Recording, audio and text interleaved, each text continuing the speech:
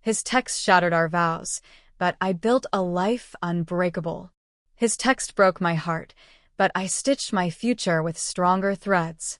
I'm Clara Vance, 37, in a Los Angeles pediatric ward break room, staring at a text from my husband. Working late. Don't call. I've found someone who truly sees me. 12 years of marriage, ended in 15 words. My reply, stay with her. Goodbye. His 42 missed calls showed he underestimated my resolve. If you cheer for women reclaiming their strength, hit like and subscribe. Share your city. What would you do in Clara's shoes? The break room's dim lights flickered, a stale cupcake on the counter reading, "Happy Birthday, Lisa," in smudged frosting. My scrubs, wrinkled from a 14-hour shift, carried the weight of a failed resuscitation, a child's fever too high, too fast. My hands, steady for IVs, faltered reading Nathan's text. I typed back, calm as charting a pulse, and set the phone down. No sobs, just a quiet release, like exhaling after holding my breath too long. 6 days ago, I'd poured Nathan's coffee, decaf, 1 cream, in his nonprofit summit mug. He'd scrolled his phone at our kitchen island, eyes distant. Fundraiser prep, he'd said, leaving his ring by the sink. 5th time that week. It slips off during presentations, he'd claimed, showing the faint tan line. I'd nodded, swallowing the question. Who needs you on a Saturday? Nurse Mia peered in. Clara, you good? Been here 20 minutes. Her gaze, honed from spotting kids' hidden pain, lingered. Just a moment, I said, scrubbing my hands under scalding water. The sting felt real. Little Emily's loss clung to me. So did Nathan's words. At least Emily's family had fought for her. I'd sensed it for months. Nathan stopped asking about my patients, ignored my overtime, kept mentioning Elise, his new volunteer coordinator.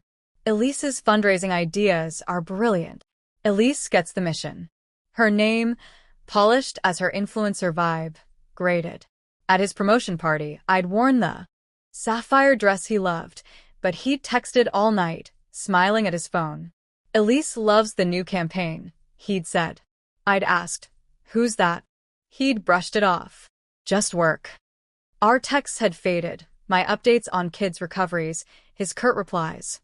A month ago, I'd sent a photo from our Catalina trip. Miss this?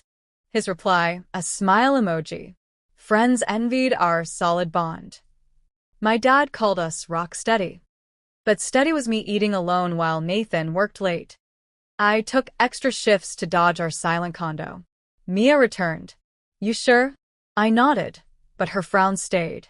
On the ward, I moved with precision, checking vitals, soothing parents. At 10 p.m., a toddler coded. His mother wailed. Save him. We worked 15 minutes, he stabilized. I held her hand, steady, while Nathan's text pulsed in my mind. At 1 a.m., I sat alone, phone off. Someone who truly sees me. The vending machine droned, a steady hum. My reflection in the window, exhausted but fierce. I'd saved a life today. I could save my own. By morning, I'd called the bank, split our accounts, and hired a locksmith. Our condo, Nathan's sleek design, felt sterile. I packed his laptops, ties, smartwatch he flashed for Elise. His aftershave, her favorite, went last. By noon, 10 boxes stood by the door. The locksmith, Leo, grinned. Husband drama? Busy week for breakups. New lock snapped shut, final as a door slamming. My phone buzzed, 42 missed calls, 15 texts from Nathan. Misread this. Elise is just a friend. Clara, I'm sorry. I ignored them, sipping Merlot I'd saved for us. At 2 p.m., the doorman called. Mr. Vance's key failed. Nathan's voice cracked. What's happening? I said, your stuff's packed. Take it. Boxes thudded through the intercom. At my nonprofit's hospital fundraiser, I announced a $10 million pediatric care scholarship named for Dr. Reyes, my mentor who saw my fire when Nathan didn't. My team roared. Mia toasted. To Clara, who found her own pulse. Nathan's text stacked unread. Elise emailed.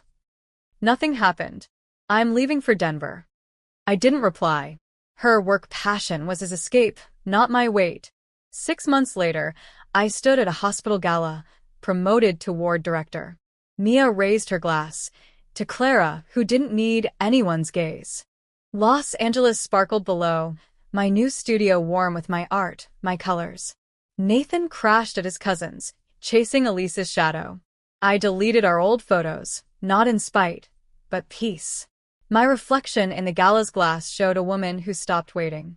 Freedom was choosing myself, stitch by stitch, stronger than any vow.